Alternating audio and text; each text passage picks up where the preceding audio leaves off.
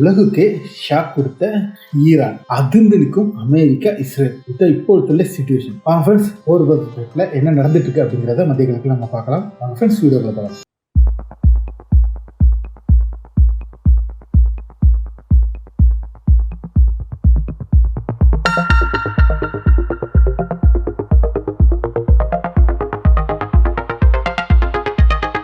Hi friends, welcome back to S J Tamil Nadu செய்திகள் and நான் உங்கள் எஸ்ஜே. ஃப்ரெண்ட்ஸ், கிட்டத்தட்ட நம்ம ஊரில் ஒரு பழமொழி சொல்லுவாப்புல, வேலியில் போன பாம்பை வேட்டையில் பிடிச்சி விட்ட கதையா அப்படின்னு. அந்த நிலைமையில தான் வந்துக்கிட்டு இப்போ வந்துட்டு இஸ்ரேலும் அமெரிக்கா வருது. இந்த போரை பற்றின இந்த டீட்டெயிலை நம்ம வந்துட்டு கிடைச்ச நியூஸ் வந்துட்டு இதில் இருந்து நான் பகிர்ந்துக்கிறேன். ஃபர்ஸ்ட் ஒரு தரப்பு நியூஸ் வந்துக்கிட்டு சொல்கிறாப்புல, அதாவது அமெரிக்காவின் ஒயிட் ஹவுஸ் வட்டாரத்தில் வந்துக்கிட்டு பேசப்பட்ட அங்குள்ள முக்கியமான ஜேர்னலிஸ்டுகளுக்கு கிடைத்த நியூஸா வந்துட்டு ஒரு நியூஸ் வெளியில வந்திருக்கு. என்ன அப்படின்னு சொல்லிட்டு பார்த்தோம்னா, இந்த போர் தொடங்குறதுக்கு முன்னாடி அமெரிக்கா அதிபர் ட்ரம்ப் வந்துகிட்டு அமெரிக்க ராணுவ ஜெனரலோடு மட்டும் இல்லாம சிஐயோடு வந்துகிட்டு கேட்டுக்கிட்ட ஒரு 3 வேண்டுகோள். இந்த 3 காரியத்தை வந்து நிறைவேற்ற முடியும் சொன்னா மட்டும்தான் வந்துகிட்டு போருக்கான அறிவிப்பு வந்துகிட்டு என்னால் தர முடியும், போருக்கான உத்தரவு வந்துகிட்டு தர முடியும் அப்படின்னு சொல்லியிருக்காங்க. அந்த 3 காரியங்கள் என்ன அப்படின்னு சொல்லிட்டு பார்த்தோம்னா, முதல்ல சொல்லியிருக்காப்புல போர் நீண்ட நாள் நீடிக்க கூடாது. 2வது வந்துட்டு இந்த போர் நடக்கும் காலகட்டத்துக்குள்ளாக்க வந்துகிட்டு ஈரான் உள்ள எல்லா மிசைல்ஸ் வந்து ஒட்டு மொத்தமாக அழிச்சிருக்கணும். 3வது அங்குள்ள மக்களை கிளர்ச்சி தூண்டி விட்டு அங்குள்ள ஆட்சியை மாற்றிக்கணும். இதுக்கு பொறுப்பு சிஐ. மற்ற 2 வந்து ராணுவம் செய்யணும். இது முடியும் சொன்னா மட்டும்தான் வந்துட்டு போருக்கான அனுமதி தரப்படும் அப்படிங்கிற மாதிரி ட்ரம்ப் சொன்னதாகவும், அது அந்த உத்தரவாதம் கொடுக்கப்பட்டதன் காரணம் மட்டும்தான் இந்த போருக்கு வந்துகிட்டு அனுமதி வழங்கப்பட்டதாகவும் ஒயிட் ஹவுஸ் வட்டாரங்கள் தெரிவிக்குது அப்படின்னு சொல்லிட்டு முக்கியமான சில இன்டர்நேஷனல் மீடியாஸ் வந்துட்டு இந்த நியூஸை வெளியில விடுறாங்க. இந்த 3 நடக்குமா அப்படிங்கிற ஒரு சைடு நிற்குப்போ இன்னொரு நியூஸ் வெளியில வருது. என்ன அப்படின்னு சொல்லிட்டு பார்த்தோம்னா, அமெரிக்காவில் வந்துகிட்டு 3 வாரத்துக்கு மேல இந்த போரை வந்து நீடித்து கொண்டு செல்ல முடியாது.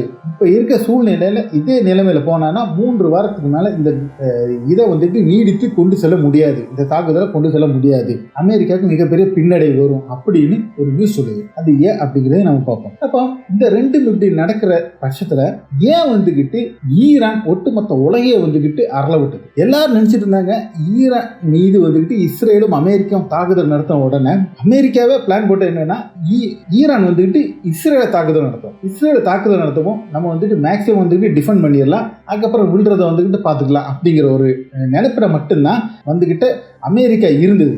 ஆனா இந்த எண்ணத்தை அப்படியே தவிர்படியாக்கி டோட்டலா மாற்றி விட்டுச்சு ஈரான் என்ன செஞ்சாங்கன்னா, இஸ்ரேலை மட்டும் தாக்காம பக்கத்துல இருக்கிற கத்தர், யுஏஇ, பஹ்ரைன், அபுதாபி இவ்வளவு இடத்துல வந்துகிட்டு தாக்குதல் நடத்துது. அப்போ இந்த நாட்டுல, அதாவது இப்போ சொல்ல போனான்னா சவுதி அரேபியா, எகிப்து, ஜோர்தான் இந்த 3 நாட்டை தவிர மற்ற எல்லா நாட்டிலுமே வந்துகிட்டு, ஓமான்லையும் தவிர்த்தது 4 நாட்டை தவிர மற்ற எல்லா அரபு நாட்டிலுமே வந்துகிட்டு தாக்குதல் நடத்தியிருக்காப்ல ஈரான்.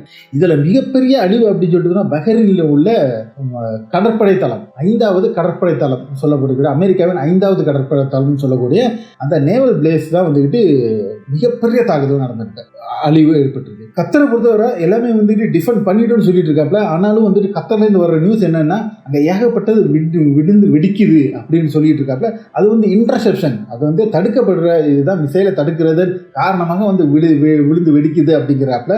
யாரையும் வந்து வெளியில விடாமலாம் சொல்லியிருக்காப்ல. இப்படியாப்பட்ட சூழ்நிலையில இப்போ அரபு நாட்டில் உள்ள நிலவரம் என்ன அப்படின்னு சொல்லிட்டு பார்த்தாங்கன்னா, ஏற்கனவே காலையிலே ஈரான் வந்து தன்னோட ஸ்பேஸ் வந்துக்கிட்டு மூடிட்டாப்ல. அதுக்கு அடுத்த ஈராக் மூடிட்டாப்ல. இப்போ ஈரான் அடிச்ச உடனே என்ன செஞ்சுக்கிட்டாப்லன்னா, கத்தர், யுஏஇ, பஹ்ரைன் சொல்லிட்டு எல்லா அரபு நாடுகளும் அடி வாங்கின எல்லா அரபு நாடுகளும் அவங்களோட வான்வெளியை வந்துட்டு மூடிட்டாங்க. இவங்க எல்லாம் இப்போ வான்வெளி மூட்டின உடனே டோட்டல் இப்போ உள்ள நிலவரம் என்ன அப்படின்னு சொல்லிட்டு பார்த்தோன்னா, மத்திய கிழக்கில் ஒரு ஏரோப்ளைனும் போகவும் முடியாது, வரவும் முடியாது. எல்லாருமே வான் ஸ்பேஸை மூடிட்டாங்க. வான் ஸ்பேஸை மூடிட்டு இன்னைக்கு வந்துட்டு இப்போ ஏகப்பட்ட நஷ்டம். இப்போ இதை என்ன செய்ய போறாங்க? இந்த தாக்குதல் இனியும் தொடரும் பட்சத்தில் ரொம்ப நாளைக்கு இந்த வான் ஸ்பேஸை வந்துட்டு வான்வெளியை வந்துட்டு அடைச்சி வச்சிருக்க வேண்டிய நிலைமை இருக்கும். இந்தியாவில இருந்து கிட்டத்தட்ட இப்போ நமக்கு கிடைச்ச நியூஸ் படி கேரளாவில் வந்து கோழிக்கோடுலேருந்து 4 ஃப்ளைட்டும், திருவனந்தபுரத்துலேருந்து 4 ஃப்ளைட்டும் இப்போ ஈவினிங்க்கு மேலே வந்துட்டு கேன்சல் பண்ணியிருக்காப்ல. நீ இந்த கேன்சலேஷன் எவ்வளோ தூரத்துக்கு போகும்னு வந்துக்கிட்டு ஒரு உத்தரவாதம் தரப்படல.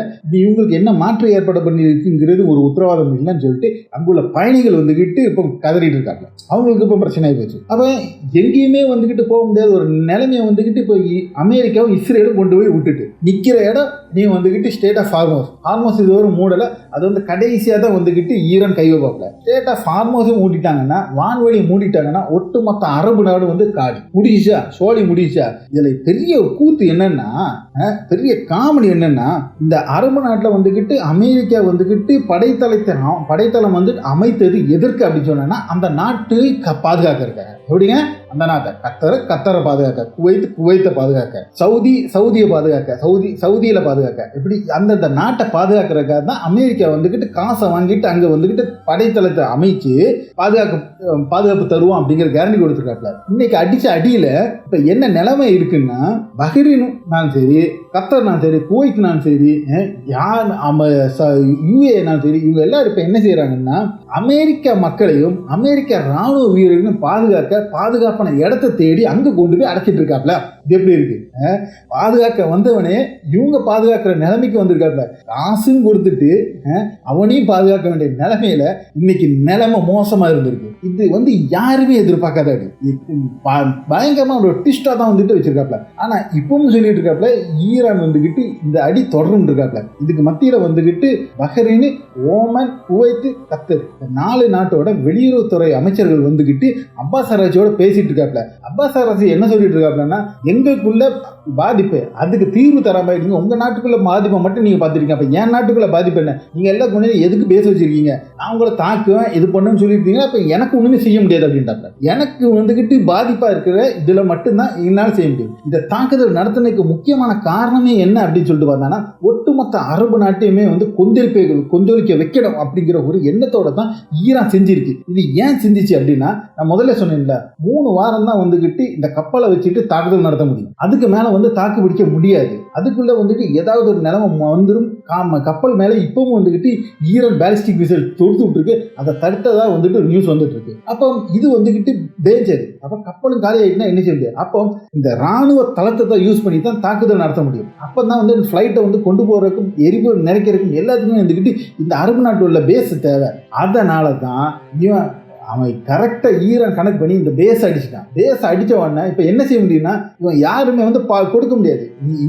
ஏற்கனவே சொல்லிட்டு இருந்தாப்புல, நீங்கள் கொடுக்கக்கூடாதுன்னு சொல்லிட்டு தான் ரொம்ப மிகப்பெரிய கண்டனம் தெரிவிச்சிருந்தாப்புல. யாரெல்லாம் சொல்லிட்டு பார்த்தாங்கன்னா, யூஏனாலும் சரி, கத்தர்னாலும் சரி, எல்லாருமே சொல்லிட்டு இருந்தாப்புல, எங்களோட ஏர் பேஸையோ எங்கள் வானிலையோ எங்களோட பேஸையோ வந்துட்டு ஈரான் தாக்குதலுக்கு பயன்படுத்தக்கூடாதுன்னு சொல்லியும் அமெரிக்கா தாக்குதல் நடத்திருக்கு. அதனால தான் இப்போ இவனால இப்போ ஒன்றுமே கேட்க முடியல. அதுதான் அப்பாஸ் ஆராய்ச்சி கேட்குறாப்புல, நாட்டிலேருந்து வந்து ஃப்ளைட்டு வருது, வந்து அடிக்கும்போது இப்போ திருப்பி அங்கே அடிக்காம நான் வேறு எங்கே கொண்டு போய் அடிக்க? அப்போ அவன் வந்து அடிப்பான், நான் வந்து உங்கள் நாட்டில் வந்து ஒழிஞ்சிக்கிட்டோன்னா நான் வந்து விட்டுட்டு வைக்க முடியுமா? அது முடியாது அப்படிங்கிறாப்புல. இப்போ அதனால் இப்போ அமெரிக்காவுக்கு வந்துக்கிட்டு ப்ரெஷர் கொடுத்துட்டு இருக்காப்புல இப்போ உள்ள சவுதி மற்றும் மத்திய கிழக்கு நாடுகள். ஏன்னா வேற வழி கிடையாது. இங்கே நடக்குதுன்னா நீங்கள் முடிவு பண்ணுங்க. என்ன முடிவு பண்ணாங்கன்னா ஒரு சாஃப்டான ஒரு இதுக்கு டீலுக்கு வந்துக்கிட்டு வரலாம். தவிர அந்த டீல் நடத்தி நாங்கள் வந்துக்கிட்டு எங்கள் இதில் தெளிவாகவே இருந்துட்டோம். அதேமாதிரி 1900 காமினி வந்துட்டு சொன்ன வாக்கு மாதிரி தான். நாங்கள் எங்களோட வாக்குகள் கரெக்டாக இருந்தோம். நாங்கள் யாரையுமே போய் தாக்க போல, நாங்கள் யாரையுமே தாக்குதல் நடத்தல. எங்களை இங்கே தாக்குதல் நடத்துவோம், எங்களால் கையை கட்டி சும்மா இருக்க முடியாது, வேடிக்கை பார்க்க முடியாது, திருப்பி அடி கொடுக்க தான் செய்வோம். அந்த அடி உங்களுக்கு வலிக்குன்னா கத்தக்கூடாது அப்படின்ட்டாங்க. இதுதான் காமினி சொன்னது. நாங்கள் யாரையுமே தாக்குதல் நடத்த போகல, நாங்கள் யாரையும் தாக்குதல் நடத்த எங்களோட விருப்பம் கிடையாது. ஆனால் எங்களை தாக்குதல் நடத்துவோம், எங்களால் கையை கட்டி இருக்க முடியாது, திருப்பி கொடுப்போம் அப்படின்ட்டாங்க. இது மட்டும் இல்லாமல் ஈரான்ல உள்ள ஒரு பள்ளிக்கூடத்துக்கு மேல தாக்குதல் நடத்தி 53 குழந்தைகள் வந்துகிட்டு கொல்லப்பட்டிருக்கு. இஸ்ரேல் அமெரிக்கா தாக்குதல்ல இந்த பள்ளி குழந்தைகள் ஒரு எலிமெண்டரி ஸ்கூல் மேல வந்துகிட்டு பிரைமரி ஸ்கூல் மேல வந்து தாக்குதல் நடத்தி இவ்வளவு பேர் கொல்லப்பட்டிருக்கு. எப்பவுமே வந்துட்டு இந்த இஸ்ரேல்காரனுக்கு இதுதான் ஒரு வேலை. ஸ்கூலு பிள்ளைங்களை தாக்குதல் நடத்துறது தான் இவனோட வந்துகிட்டு கெட்ட பழக்கம். இவனுக்கு வந்து என்னன்னே தெரியல, ஒரு கிறுக்கன் நினைக்கிறேன். அவருக்கு சைக்காட்சி மாதிரி தான், ஒரு சைக்கோ மாதிரி தான் இவனோட நடந்திருப்பான்.